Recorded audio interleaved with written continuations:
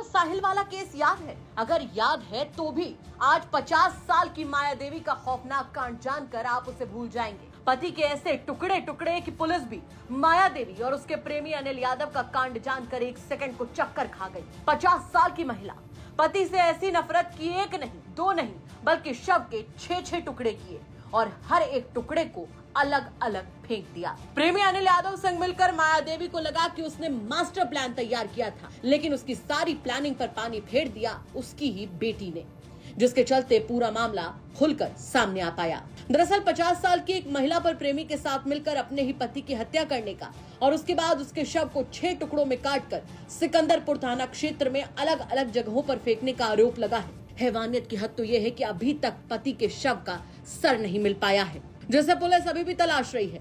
हालांकि मामले में पुलिस ने 4 आरोपियों को गिरफ्तार कर लिया है, जिसमें एक आरोपी के पैर में एनकाउंटर के दौरान गोली भी लगी है। पूरे मामले का खुलासा करते हुए पुलिस ने क्या क्या अहम जानकारियां इस केस से जुड़ी हुई दी, चलिए सुनवा देते हैं आप। 2 महत्वपूर्ण विषय पे इस प्रेस वार्ता का आयोजन किया गया है। एक जो शनिवार में 10 तारीख में थाना सिकंदरपुर क्षेत्र में कुछ मानव अंग जिसमें 2 हाथ और 2 पैर थे वो मिले थे। उस घटना को शुरू से ही पुलिस ने बड़ी गंभीरता से लिया। जनपद के सभी अधिकारी, कई थानों के थाना अध्यक्ष, हमारी फील्ड यूनिट, ये सब वहाँ पे पहुँचे थे। आसपास प्रयास किया गया ये जानने का कि कोई गुमशुदगी या कोई अपहरण इत्यादि की घटना तो नहीं हुई थी। यद्यपि जनपद में उस समय एक अपहरण की घटना चल रही थी, तो उनके परिजनों से भी संपर्क किया गया था।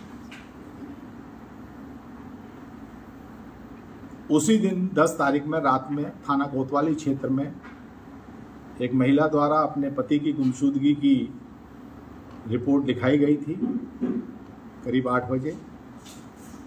उस रिपोर्ट में ये अंकित किया गया था कि उनके पति अपनी बेटी को लेने के लिए बक्सर रेलवे स्टेशन गए थे। उन्होंने पति का मोबाइल नंबर भी दिया था। जब ये प्रार्थना पत्र थाना कोतवाली को प्राप्त हुआ तो इंस्पेक्टर कोतवाली और जो हमारी सर्वेलेंस टीम है उन लोगों ने तहकीकात शुरू की, तो ये पाया कि जिस नंबर के बारे में बताया गया कि वो बक्सर गया और वो नहीं मिल रहे, वो नंबर हिला ही नहीं, वो उन्हीं के घर पे रहा। इससे थोड़ा सा संदेह पैदा हुआ। फिर हमारी टीम ने जब गहनता से इसमें पूछताछ की तो ये एक तरह से कह सकते हैं कि एक रिश्तों के कत्ल का एक कहानी सामने आई। जो महिला थी उनके कुछ लोगों से प्रेम प्रसंग था और उन्हीं अपने सहयोगियों के साथ मिलकर उनके द्वारा इस घटना को कारित किया गया। इसमें महिला सहित 4 लोगों को गिरफ्तार किया गया। इस अपराध में प्रयुक्त बोलेरो गाड़ी, इस घटना को कारित करने के लिए आला कतल की भी बरामदगी की गई है। और ये अपराधी इतने दुस्साहसिक भी थे, जब कल रात में हमारी चेकिंग चल रही थी तो एक टिप ऑफ मिला कि इनमें से 2 अपराधी बिहार भागने की तलाश में थे, अपना कोई सेफ स्थान पर जाने के लिए।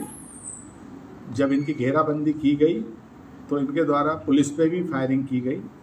पुलिस द्वारा आत्मरक्षा में फायरिंग की गई तो एक अपराधी के उसमें घायल हुआ, गोली लगी। पूछताछ पे उसके द्वारा जो सिकंदरपुर में घटना हुई थी उसमें अपनी संलिप्तता भी स्वीकार करी। जो मुखबिर की सूचना थी वो बड़ी सटीक थी। तो आज इन सबको जेल भेजा जा रहा है। ये बहुत ही घृणित अपराध था, दुस्साहसिक भी था, जिसमें एक व्यक्ति के 6 टुकड़े कर दिए गए, 2 पैर 2 हाथ, जिन्हें ट्रांसपोर्ट करने के लिहाज से इनके द्वारा ऐसा कृत्य किया गया था। अलग अलग स्थान पर डाले गए थे। पैर और हाथ तो ग्रामीणों की सूचना पर बरामद हुए थे। जब इस घटना का खुलासा हुआ तो अभियुक्त गणों की निशानदेही पे शरीर का अन्य हिस्सा प्राप्त हुआ। इसका सिर घाघरा नदी में फेंका गया था। वहाँ गोताखोरों से तलाश कराई जा रही है, निरंतर 3 दिन से चल रही है, लेकिन सिर अभी नहीं मिला है। बाकी सारी चीज़ें इसमें जो भी वैधिक साक्ष्य हैं, क्योंकि इन सब की फॉरेंसिक टीम ने बड़ा मेहनत करके हर जगह का साइंटिफिक तरीके से एविडेंस कलेक्ट की गई है और जैसे जैसे चीज़ें बताई गई थी उसके अनुरूप सभी साक्ष्यों का संकलन करते हुए इन्हें जेल भेजा जा रहा है। मृतक क्या करता था? मृतक क्या करते थे सर? वो मृतक हत्या हुई थी, जिनकी हत्या हुई है वो BRO से रिटायर्ड थे। 2023 में संभवतः वो रिटायर हुए थे और अपने परिवार के साथ रहते थे। इनकी 2 बेटियां थी। एक बेटी इनकी गाजियाबाद में संभवतः किसी प्राइवेट सेक्टर में नौकरी करती है, एक बेटी यहाँ रहती है। उनका भी काफ़ी सहयोग मिला। जब ये संदेह हुआ था, जब मोबाइल नहीं गया, तो परिजनों से भी, तो मृतक के भाई और उनकी बेटी ने कुछ चीज़ें ऐसी बताई जो, और जिन्होंने ये पुख्ता किया कि मृतक की जो पत्नी, जो खुद इस पूरे प्रकरण में वादनी बनी थी, वही इस पूरी घटना प्रेमी अनिल यादव के साथ मिलकर अपने ही पति को मौत के घाट उतारने का आरोप लगा है। वो किसी के भी पैरों तले जमीन खिसका सकता है।